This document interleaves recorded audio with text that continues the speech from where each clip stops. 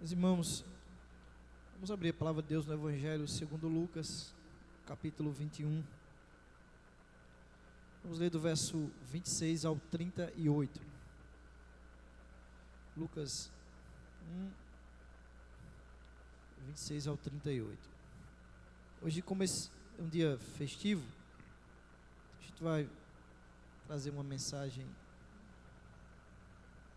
que é claro, é voltada para as mães, mas serve também de referência para todos nós. Lucas 1, 26 e 28, diz assim a palavra de Deus. E no 6º mês foi o anjo Gabriel enviado por Deus a uma cidade da Galiléia chamada Nazaré, a uma virgem desposada com um homem, cujo nome era José, da casa de Davi, e o nome da virgem era Maria.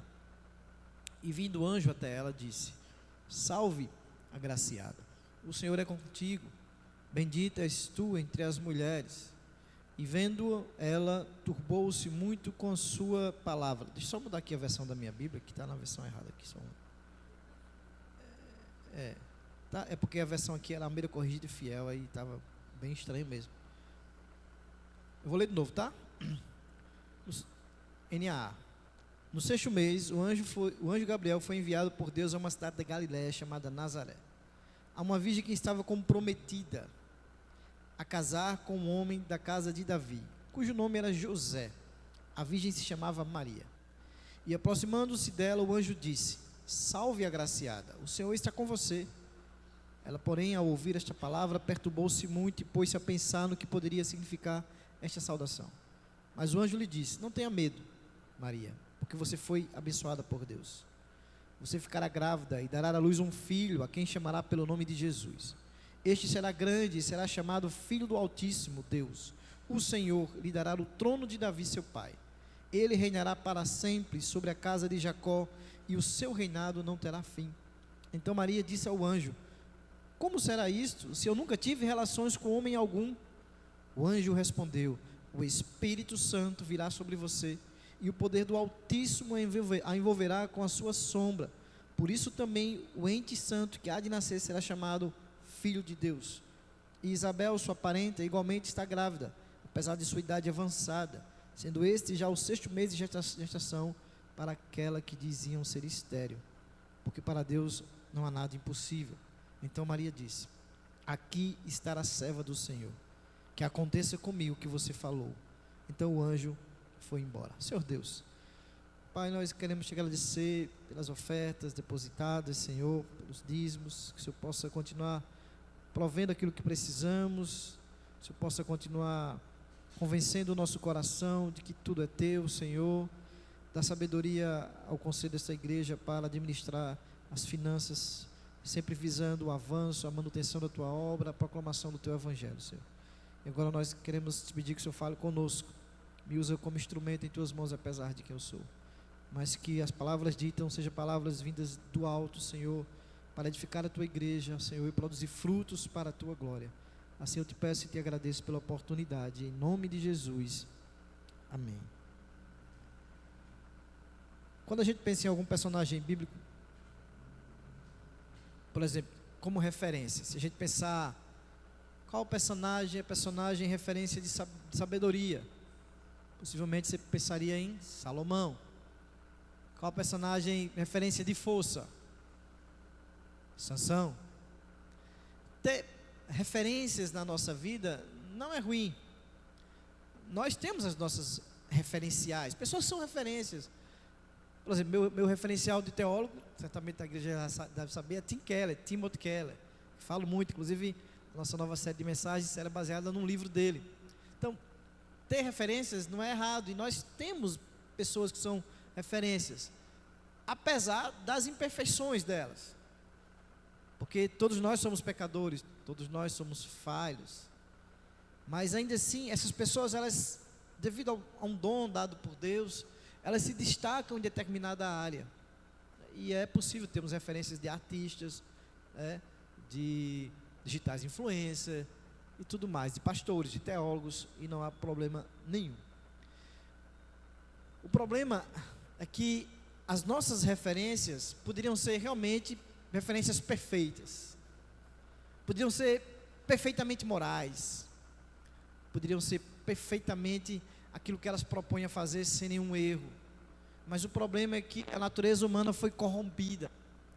A natureza humana não é o que deveria ser por causa do pecado, por causa da queda. E a narrativa da queda, por si só, ela é extremamente convincente para nos explicar por que não somos quem nós deveríamos ser. A perversão da natureza humana, a inabilidade da natureza humana, por exemplo, para buscar a Deus, tudo isso tem explicações na queda, no pecado, que afeta não somente a natureza humana, inclusive afeta a própria natureza. A própria natureza foi afetada pelo pecado, que o diga terremotos, tsunamis, vulcões, né? Às vezes a gente tem a ideia de que a natureza é perfeita, mas ela não é. A própria natureza, Paulo vai dizer lá em Romanos, que a natureza está ardente, na expectativa também de um dia ser redimida, ser restaurada. Novos céus e nova terra implica dizer que os céus precisam também ser restaurados. Afinal de contas, tudo começa lá, com Lúcifer. Tudo começa lá, com sua rebelião. Enfim, o pecado, a queda, explica que não somos quem deveríamos ser. Explica que somos pecadores. A doutrina do pecado original, ela de fato, parece até uma ofensa à razão. Parece uma ofensa e ela realmente, ela esmaga o orgulho humano. Porque ela diz, você não é o que você acha que você é. Você não é tão bom, você não é tão perfeito. Mas uma vez aceita essa verdade de que o pecado estragou todas as coisas, de que não somos e jamais seremos o que nós deveríamos ser, isso vai dar sentido, dar um sentido realmente total à condição humana, à condição de pecador. Somos pecadores. Pecamos porque somos pecadores. E lá na queda, durante aquele fato que Adão e Eva pecam, Deus chama então Adão, Eva e a serpente. E naquele momento em que Deus está estabelecendo sentenças para cada um deles, de punição ao homem, punição à mulher, e a própria terra, inclusive, fica claro ali que também sofreriam as consequências. Deus castiga, Deus pune, mas também Deus revela graça. Veja que a primeira coisa que Deus faz é cobrir a nudez dos homens. Adão e Eva estavam com uma folha de figueira, mas Deus cobre-os com peles de animais. Isso é muito simbólico, meus irmãos. Talvez passe às vezes despercebido por nós, mas o que Deus é estar aí em Gênesis, no começo da história da redenção, dizendo que para ver cobertura do pecado, para ver perdão do pecado, é preciso haver derramamento de sangue. Derramamento de sangue. Por quê? Porque para que Deus pudesse cobrir os homens, diga homem e mulher, com peles de animais, é necessário matar o animal. Cobrir pecado, precisa derramar o sangue. Há um apontamento aí que vai ser, durante toda a antiga aliança, cada vez mais ficando claro, com sacrifícios de animais, por exemplo, de que para haver remissão de pecados, há necessidade de derramamento de sangue, porque o salário do pecado é a morte. Mas Deus, providencialmente, já em Gênesis 3,15, faz um anúncio glorioso, um anúncio de esperança, quando ele diz, porém inimizade entre ti e a mulher, ele está falando aqui para a serpente, entre a tua descendência e o seu descendente, o descendente da mulher, te ferirá a cabeça, e tu lhe ferirás o calcanhar. Esse texto nós chamamos de proto-evangelho. Aqui já há um anúncio daquele que viria, daquele que virá para esmagar a cabeça da serpente, embora essa serpente fira o seu calcanhar, e esse que virá da descendência da mulher, e óbvio, nascerá de uma mulher. Talvez a própria Eva achou que seria ela, então, essa agraciada. Talvez milhões de mulheres ao longo da história dos judeus, dos hebreus, acharam que seria do seu ventre que nasceria o descendente da mulher, o tão pronunciado Redentor. Essa promessa, meus queridos, já anuncia Cristo. Já em Gênesis 3,15, a gente já consegue enxergar Cristo. É claro que o povo do Antigo Testamento não foi salvo pela lei. Ninguém é salvo pela lei. Alguns costumam dizer assim: no Antigo Testamento a lei, no Novo a graça. Isso é um desconhecimento total da Bíblia, como um único livro, como um único Deus que opera e sempre operou na salvação dos seus por meio da graça. Sempre foi graça. E o povo do Antigo Testamento foi salvo pela fé, na promessa, na expectativa do descendente, que vai ficar claro ao longo da história da redenção, de que esse descendente, por exemplo, seria um rei e o seu reinado seria eterno, que nasceria da descendência de Davi, que nasceria em Belém, que morreria, que seria um homem de dores. Enfim, durante todo o Antigo Testamento vai se apontando, vai se clareando mais de como seria esse descendente já pronunciado em Gênesis 3,15. Israel então deveria olhar para frente, na expectativa da vinda do descendente. Nós temos o privilégio como cristãos agora de olhar para trás, para ver como aquelas promessas de fato culminaram em Cristo. Por isso nós seremos mais cobrados, muito mais cobrados por Deus no grande dia do juízo do que os do Antigo Testamento, porque nós temos o privilégio de olhar para trás, de ver todas as profecias sendo cumpridas em Cristo. Temos esse privilégio, e a quem mais é dado, mais é cobrado, e muitos inclusive rejeitam. Hoje a gente fala sobre o Dia das Mães, uma data importante. É óbvio que dia de mãe é todo dia, como as mães gostariam, né? Como o pastor falou hoje lá no anexo, na oração, todo dia é dia de mãe. Mas hoje eu queria trazer uma mensagem específica para as mães, trazendo como referência uma mãe, uma pessoa que vai nos trazer algumas lições preciosas para as nossas vidas. Gênesis 3,15, Deus já fala sobre ela. Deus fala sobre Cristo, sobre o descendente, sobre a promessa, mas ele nasceria de uma mulher. Aqui também já está prenunciado Maria, a mãe de Cristo.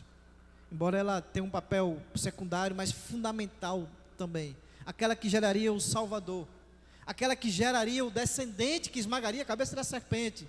Não ela quem esmaga, não foi ela quem esmagou, a promessa não era sobre ela esmagar. Perdoem, mas aqueles que cantam, e a gente escuta de vez em quando essa canção, né?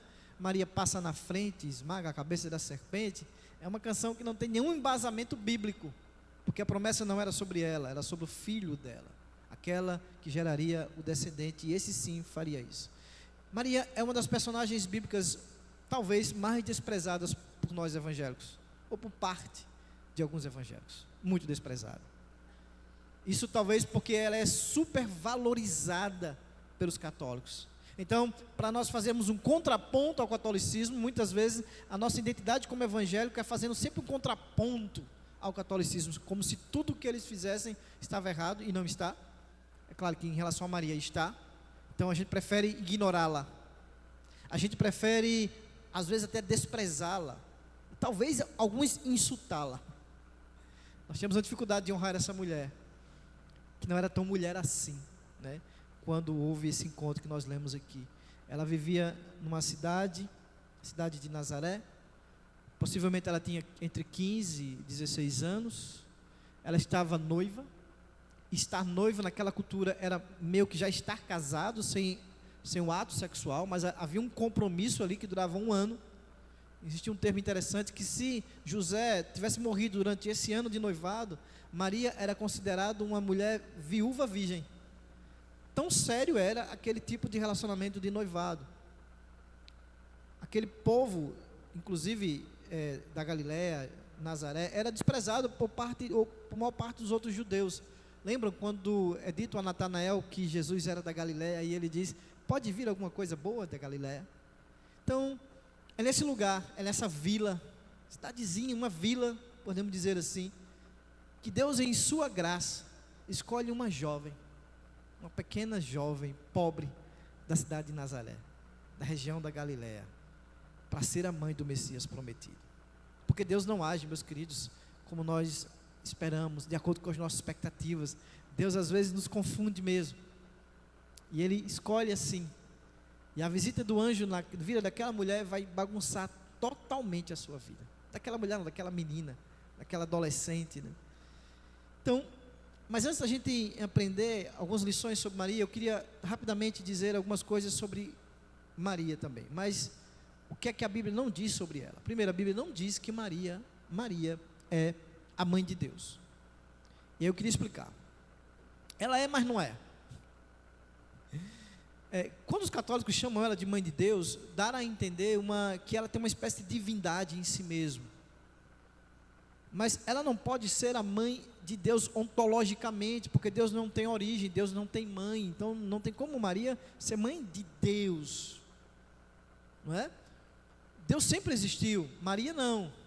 Deus é o Pai da eternidade, Deus é o Criador de todas as coisas, então chamá-la de mãe de Deus, nesse sentido que os católicos fazem, para dar uma espécie de ar de divindade, de pessoa extremamente especial, nesse sentido, a parte da humanidade comum, né? É extremamente errado. Mas dizer em certo sentido que ela é mãe do Cristo Redentor, que é Deus, do homem Deus, não está errado, porque ela o é, porque Cristo é Deus. Então dizer que ela é mãe do Cristo Redentor, mãe do homem Deus, não está errado em certo sentido, até porque se a gente tira essa característica, né, essa especificidade de Deus, de Cristo como Deus, dizer que ela é mãe de Jesus, como se Jesus não, a gente pode correr o risco de passar uma ideia de que Jesus não é Deus. Então dizer que ela é mãe do Cristo, talvez seria até a melhor maneira, mãe do Cristo Redentor, mãe do homem Deus, né? Mas ela não é mãe de Deus ontologicamente, do ser divino, como quase a Igreja Católica faz parecer ser. Primeiro, ela não é imaculada. Ela nunca foi imaculada. Essa é uma doutrina católica que diz que Maria nunca pecou, de que Maria é perfeita, de que ela é pura, de que ela é santa, nesse sentido, de que ela não herdou o pecado original. Quando a gente olha para a Bíblia, a gente percebe que a Bíblia ensina que todos pecaram. Romanos 3:23 deixa isso muito claro. Todos pecaram e estão destituídos da glória de Deus. Lá no Salmo 51, Davi vai dizer que todos somos concebidos em pecado. Romanos 5 vai dizer que todos herdamos o pecado. E não foi diferente com Maria. Não há uma linha sequer na Bíblia que dê a entender de que Maria não foi pecadora. São doutrinas criadas pela Igreja Católica por um Papa sem base nenhuma bíblica, né? Quando a gente olha para o próprio comportamento de Maria, dois comportamentos dela, uma fala e um comportamento, deixa claro que ela se sentia pecadora. Lá em Lucas, capítulo 1 ainda, se você olhar na sua Bíblia, no 46 e 47, ela vai dizer assim: minha alma engrandece ao Senhor, e meu espírito se alegra em Deus, meu Salvador. Ela entendia que ela precisava de um Salvador. Quem precisa de um Salvador, né? Quem é pecador. E o comportamento de Maria de oferecer sacrifício pelo pecado, quando foi levar Jesus no templo no 8º dia de vida, também é uma prova disso. Ela ofereceu sacrifício pelo pecado. De quem? Dela, óbvio. Então Maria era uma pessoa normal, tão pecadora quanto eu e você. E terceiro, Maria não é mediadora ou intercessora. Em nenhum momento na Bíblia a gente vê nenhum apóstolo, ninguém fazendo uma oração, invocando Maria para interceder. Ela não é. João cuida dela lá na cruz. Jesus Cristo entrega ela a João. Mas percebe que João não menciona Maria em nenhum momento de suas cartas. Interessante isso. Mas Maria estava com João até enquanto pôde, né? Jesus, a Bíblia é clara, Jesus é o único mediador entre Deus e os homens. 1 Timóteo 2,5, pois há um só Deus e um só mediador entre Deus e os homens, o homem Cristo Jesus. O próprio Cristo diz: eu sou o caminho, a verdade e a vida. 1 João 2,1 vai dizer: se alguém pecar, temos um intercessor junto ao Pai, Jesus Cristo, o justo. Jesus intercede por nós. Romanos 8,34, quem os condenará? Foi Cristo Jesus que morreu e mais, que ressuscitou, está à direita de Deus e também intercede por nós. Jamais Maria aceitaria essa idolatria que se fez em torno dela. Jamais. Nós vamos falar aqui sobre algumas lições que podemos trazer para a nossa vida a partir desse encontro de Maria com o anjo. Primeiro, Maria era uma mulher disponível para Deus. disponível. No verso 38 ela diz: aqui está a serva do Senhor, que aconteça comigo o que você falou. Então o anjo foi embora. Faça comigo segundo a tua palavra. Faça comigo segundo o que você desejar. Essa é uma atitude de servidão. Maria se põe como uma serva do Senhor, desejosa de servi-lo, disposta a fazer a sua vontade, disposta a ser usada por Ele para os seus propósitos. Ela se pôs não como serva do anjo, ela se pôs não como serva de José, mas serva de Deus. O anjo a chama cheia de graça, e ela diz: eu sou apenas uma serva, cumpra em mim o propósito do Senhor. Ela se entrega sem reservas para Deus, meus queridos. Ela está pronta para oferecer a sua vida, ela está pronta para oferecer a sua alma, o seu ventre, os seus sonhos para o Senhor. Ela está pronta para mudar a sua agenda, ela está pronta para realinhar os seus sonhos, as suas prioridades. Ela está pronta e disposta e disponível para fazer aquilo que Deus quer na vida dela. Que se cumpra em mim conforme a tua palavra. Isso é rendição total. Não tem condicionamentos, não tem pedidos, não tem provas. Ela estava pronta para mudar a sua vida, para deixar Deus transformar e mudar a sua vida. Você está pronta? Você está pronto? Estamos prontos para deixar Deus conduzir a nossa vida, para deixar Deus estabelecer as nossas prioridades? Estamos prontas para servir de fato a Deus com tudo que somos, tudo que temos? Ou sempre arrumamos desculpas ou condições? Senhor, se o Senhor fizer isso, eu faço aquilo, como se não bastasse aquilo que Ele já fez por nós. Você está pronto, meu irmão, minha irmã? O servo pressupõe Senhor. Todo servo tem um Senhor.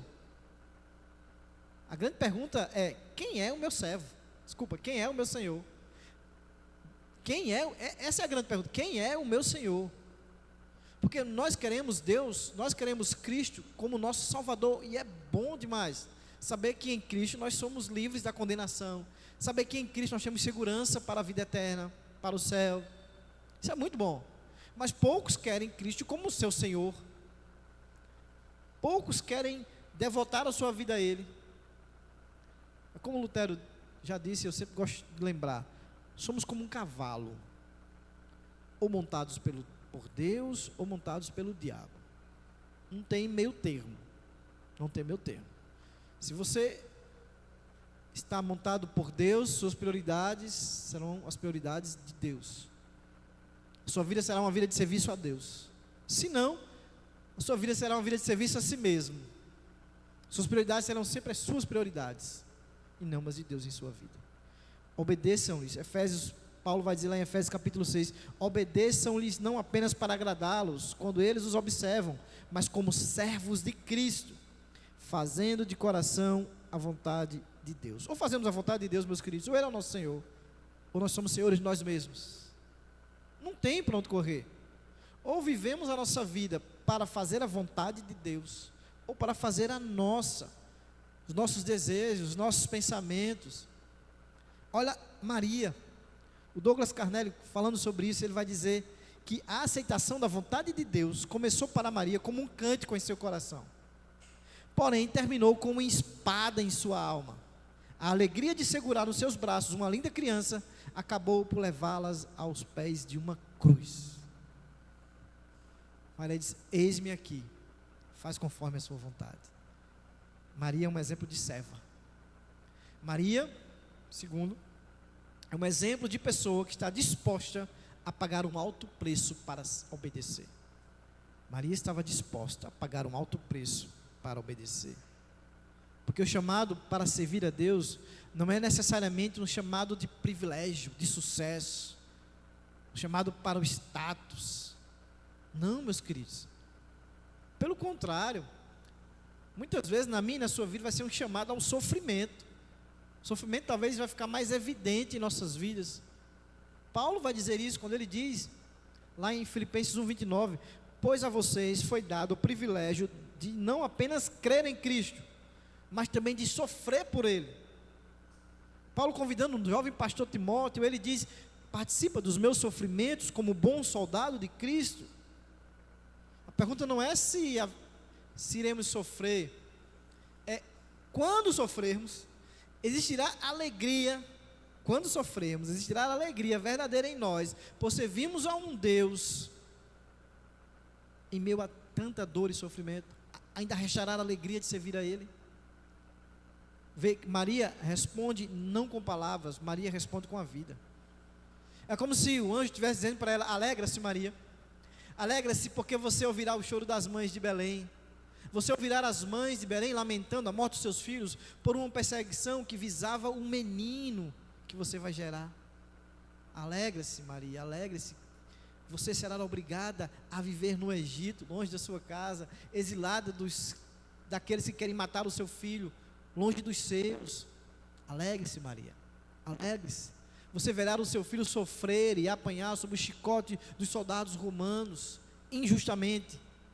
Alegre-se Maria, você contemplará o seu filho morrendo a mais terrível de todas as mortes. Maria estava disposta a tudo isso.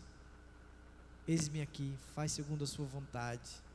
Ela estava disposta a correr todos os riscos, a pagar um alto preço, para fazer a vontade de Deus. Que aconteça comigo conforme a tua palavra. Tem uma coisa interessante, que ali, imediatamente, ela já corria sérios riscos. Porque esse encontro com Maria foi um encontro entre ela e o anjo. Lembrem, ela era noiva. Olha o risco que essa jovem estava correndo. Como é que ela ia explicar isso para a sua família? Que ela vai aparecer grávida e de que não é do seu noivo. Ela corria o risco, meus queridos, de ser apedrejada. Não somente desprezada, mas apedrejada. Adultério. Tem aquelas mulheres, né, que aparecem grávidas na Amazônia e dizem que foi o boto, né? Foi o boto que me engravidou. Poderia parecer algo assim. Que conversa é essa, Maria? Tu está tirando onda, é?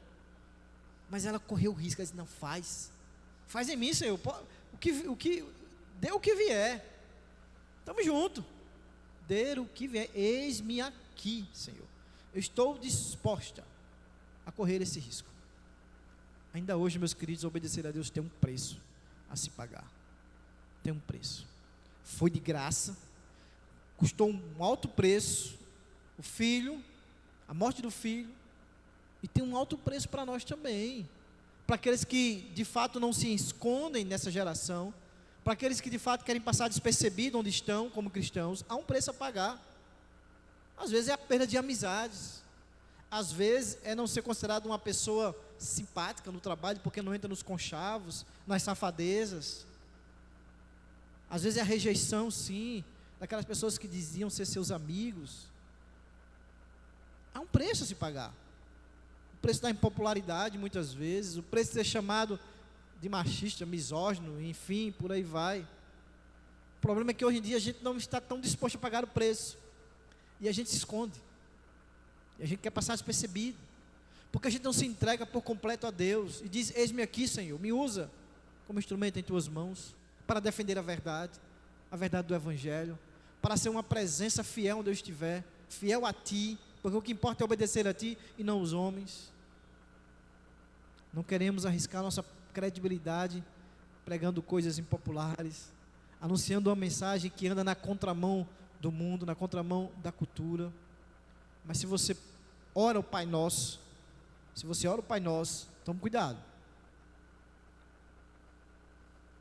porque se você ora o Pai Nosso, você diz assim, seja feita a tua vontade.